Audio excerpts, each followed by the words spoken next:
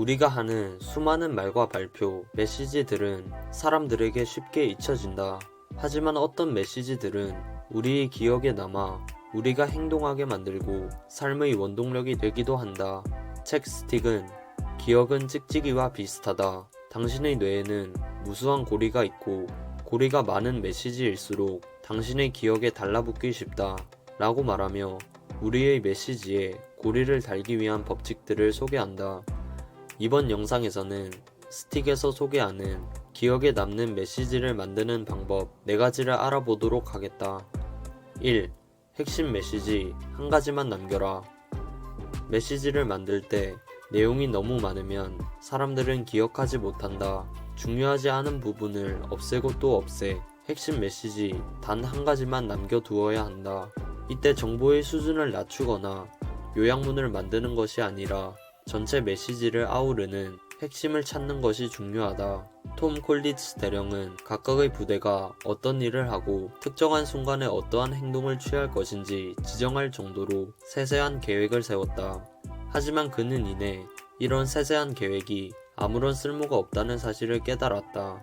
막상 적을 만나니 예측 불가능한 일들이 발생했기 때문이었다. 그래서 그는 세세한 계획들을 늘리기보다 우리의 목적은 전선을 돌파해 전진하는 것이다 라는 핵심 메시지 한 가지를 남겼다. 정비병, 포병, 공병들은 각자 지휘관의 의도를 파악하고 스스로 나름대로의 예측 불가능한 일에 해결책을 제시할 수 있었다. 세세한 설명을 늘어놓지 말고 핵심 메시지 한 가지만 남겨두어 사람들이 각자 자신의 상황에 맞게 메시지를 받아들일 수 있게 하는 것이 중요하다. 2.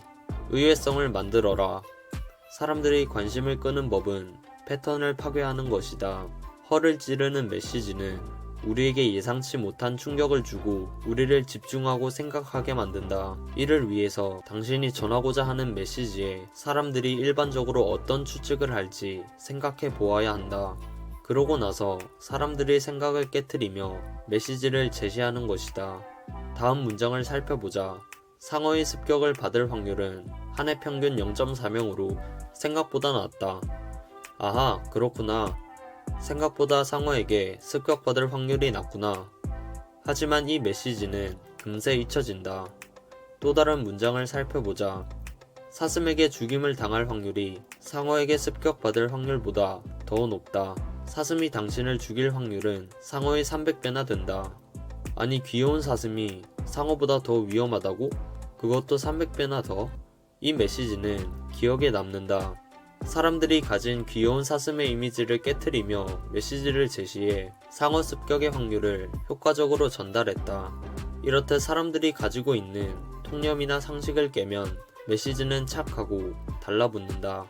의외성을 만드는 또 한 가지의 다른 방법은 공백을 남겨두는 것이다. 진행했던 실험이나 과제를 발표할 때 바로 결론을 말하기보다 저희는 실험 결과가 이러이러할 것이라고 예측했습니다. 어떤 결과가 나왔는지 궁금하시겠지만 그 전에 저희가 활용한 프로그램에 관해 설명하고자 합니다.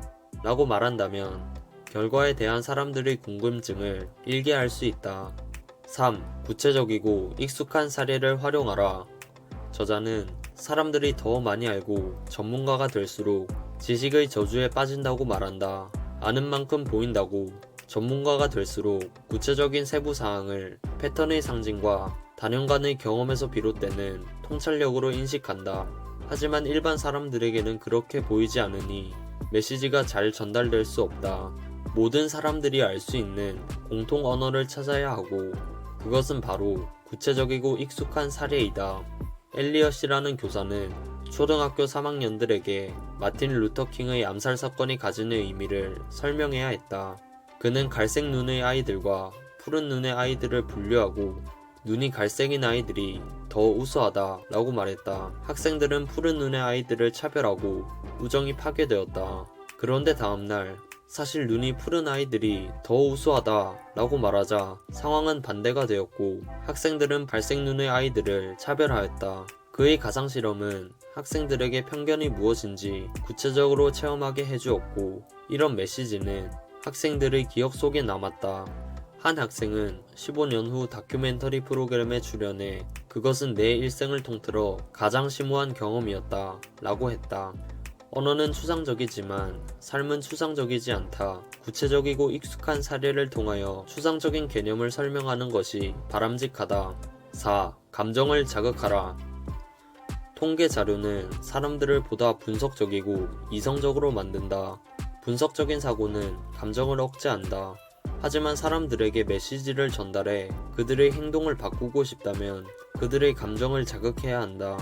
많은 사람들이 아프리카 사람들이 고통받는다는 것을 알지만 모두가 그들을 돕지는 않는 것처럼 사람들을 행동으로 이끌기 위해서는 믿음만으로 충분하지 않기 때문이다. 1100만 명 이상의 에티오피아인들이 즉각적인 식량 원조를 필요로 합니다. 라는 문장보다 7살 소녀 로키아는 매우 가난하며 끔찍한 굶주림에 시달리고 있습니다. 라는 문장이 더 효과적이다. 사례가 더 개인적일수록 사람들의 감정을 자극한다. 저자는 해당 행동을 사람들이 어떤 감정으로 행하는지 이해하고 그들의 감정을 부추겨라고 말한다. 기부를 하는 사람들이 중요하게 여기는 것은 자신의 행동으로 누군가가 도움을 받고 그들에게 영향력을 끼치는 것이다. 따라서 7살 소녀 로키아는 매우 가난하며 끔찍한 굶주림에 시달리고 있습니다. 라는 문장 뒤에 여러분의 작은 손길 하나가 로키아의 삶을 바꿀 수 있습니다. 라는 문구를 추가한다면 더 기억에 남는 메시지가 될 것이다. 지금까지 어떤 메시지들이 우리의 기억에 남는지 알아보았다. 책스틱은 다양한 법칙들을 적용해 기억에 남는 발표, 강연, 글쓰기를 할 수 있도록 도와준다. 여러분의 메시지는 여러분이 하고 싶은 말만 하고 있지는 않은가? 추상적인 말들만 늘어놓고 있지는 않은가? 만약 그렇다면 스틱처럼 상대에게 착 달라붙는 많은 고리를 가진 메시지들을 만들려고 노력해 보길 바란다.